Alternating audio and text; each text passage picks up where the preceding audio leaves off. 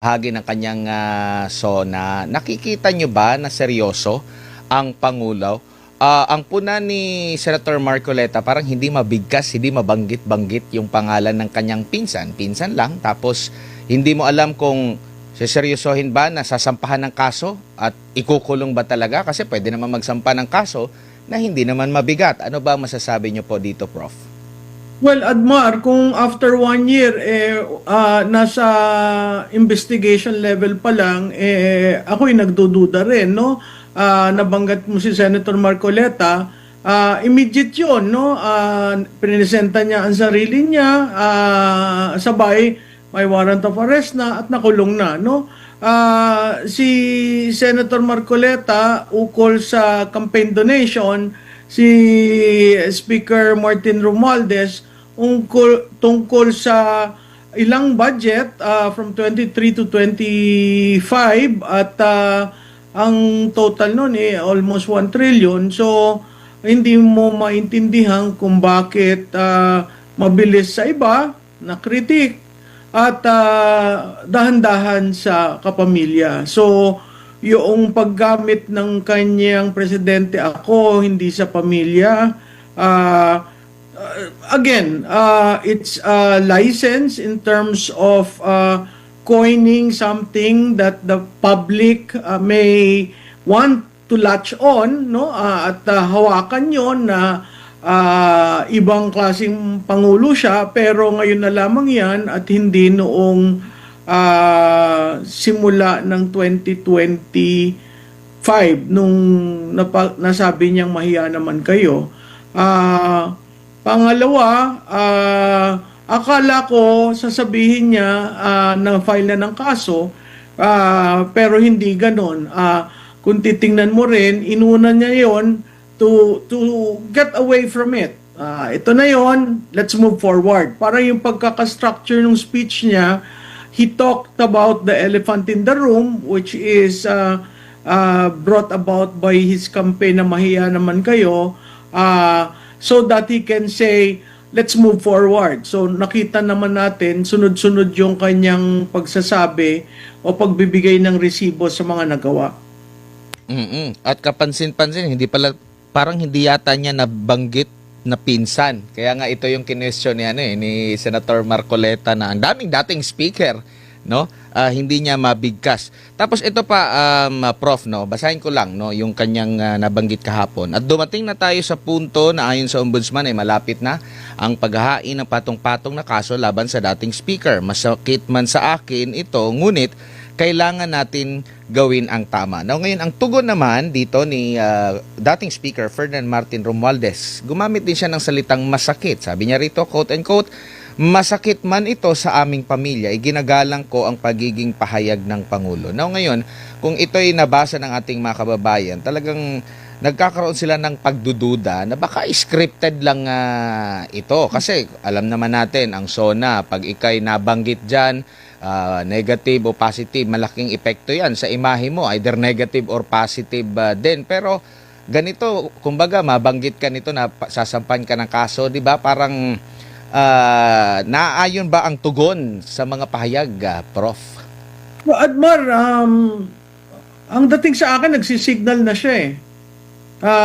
Kaya kung titingnan mo yung naratibo, may inintroduce na isang tao, yung mayordoma, na siya daw yung tumanggap ng pera. So, makikita natin unti-unting nagpapakita na walang alam si speaker, hindi niya natanggap yung pera. So, tingnan natin how it will evolve. Hindi pa naman ito tapos. Ang akin lamang, sana harapin na nila yung katotohanan. At pangalawa, hindi lang naman si speaker yan eh. Marami pang mga nasa ilalim ng Office of the President, katulad ng Executive Secretary, yung pamangkin ng Executive Secretary, yung dating DBM Secretary, yung dating Undersecretary ng DepEd. Magtataka ka na parang tinutuon na lamang kay speaker, samantalang yung mga kongresista na merong pag-aari at conflict yung kontratista sila, ay hindi na nababanggit, no? So makikita natin, akala ko he will make public, si Presidente will make public the report of the ICI. Wala rin siyang sinabi doon. Akala ko gagawin public yung partial report ni Senator Lacson. Wala ring nasabi doon, pero unti-unting lumalabas online yung recommendation ng partial report, at makikita natin may mga personalities na hindi naman nababanggit o hindi napapailan. Kumbaga, Admar, kung ganong kabilis ang paglagay sa kulungan ni Senator Marcoleta at pati yung mga donors ni dating Congressman Mike Defensor, ganun naman kabagal itong talagang may principal role sa gadambuhalang pondo na nawala sa ating bayan.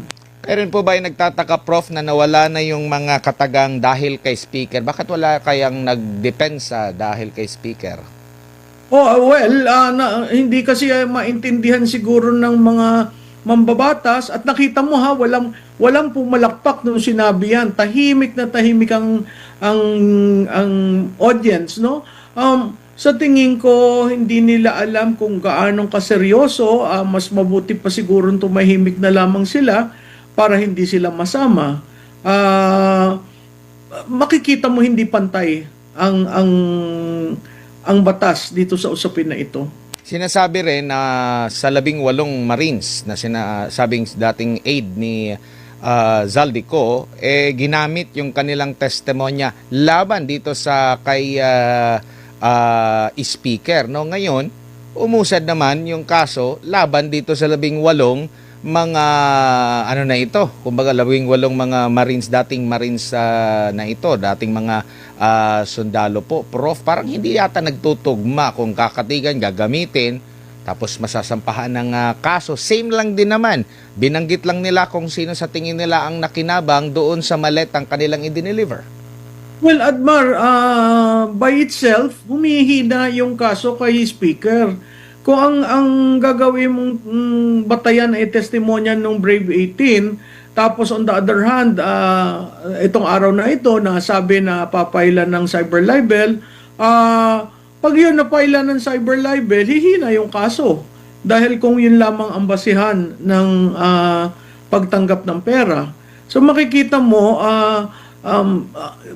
kinuha nung isang kamay, hihilahin nung isang kamay. So, talagang pambubudol. Hindi ko nakikita na magtatagal si Speaker sa kulungan, at hindi ko rin nakikitang matibay ang ipapile na batas. Siguro dadaan lamang na hindi ko nga alam kung ikukulong nila Kasi again, pag kinumpare mo, madalian yung kay Marcoleta, hindi man lang hinintay yung pag-convene ng impeachment court, no?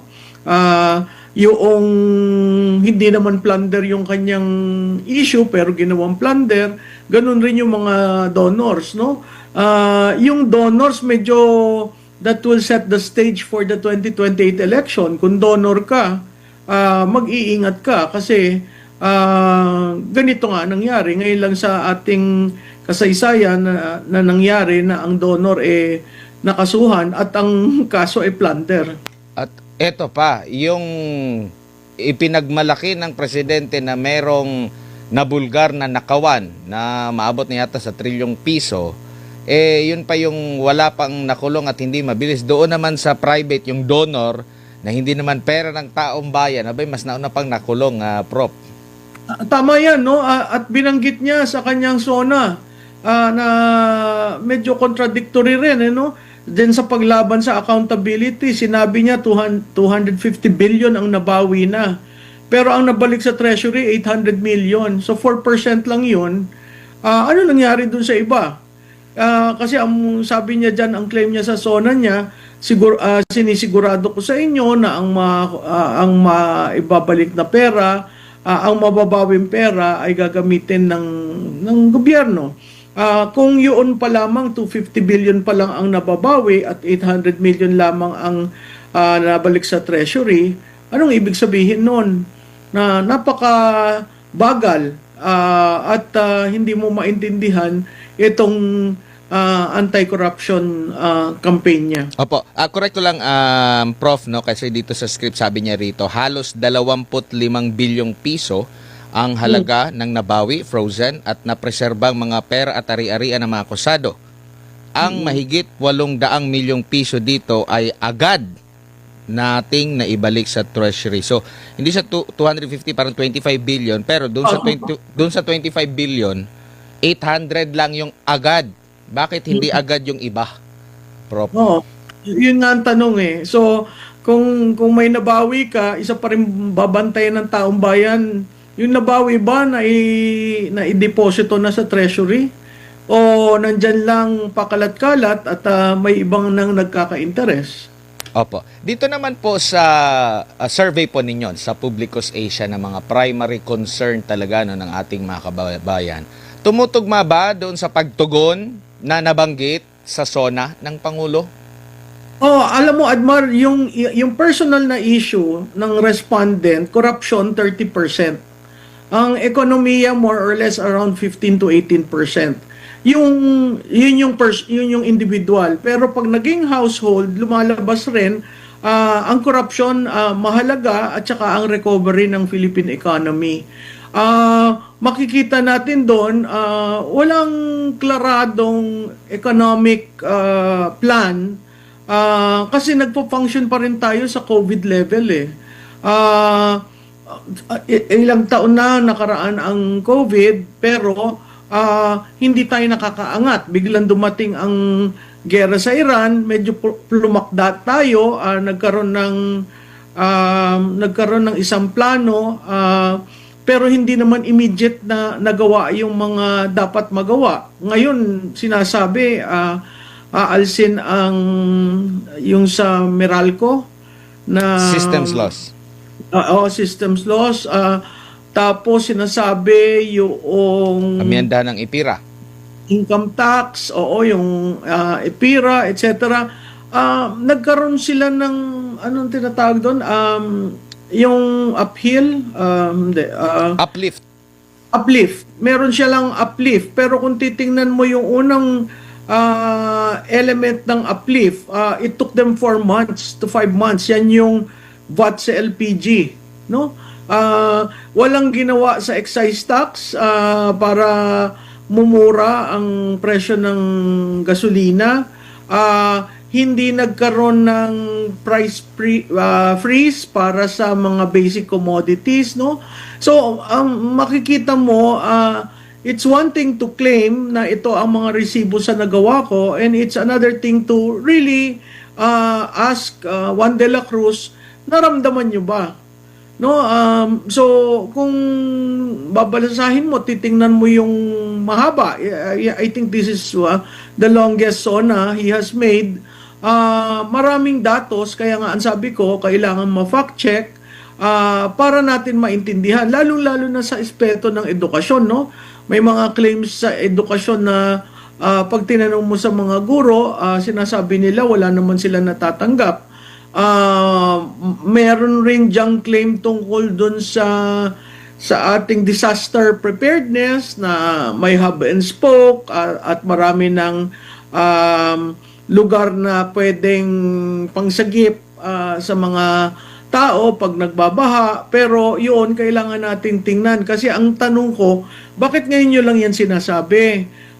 Dapat sinabi yan ng spokesperson mo para naiintindihan ng tao na, may nagawa naman pala, ito yung nagawa. Ang problema, yung spokesperson kasi ginamit parang attack dog, parang pangsisi at i-blame ang mga Duterte. Kaya may problema tayo dun sa trust at saka sa approval eh. Ang approval ng presidente, sumasadsad. Ang approval ng kabinete, sumasadsad. Ang trust ng presidente, talagang pababa, no? So makikita natin na dyan sa SONA, marami siyang resibong binigay at kailangan tingnan natin kung totoo.